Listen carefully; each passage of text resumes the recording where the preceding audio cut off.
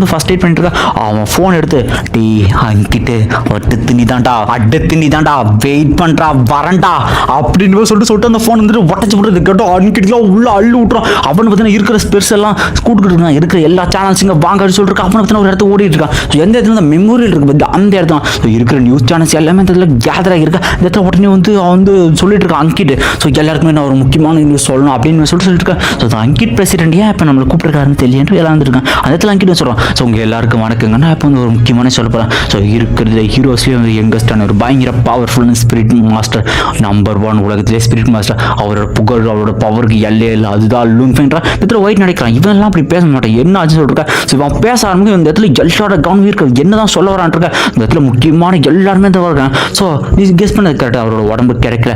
ஐ மீன் அவர் உயிரோட இருக்காரு அப்படின்னு சொல்லுவோம்.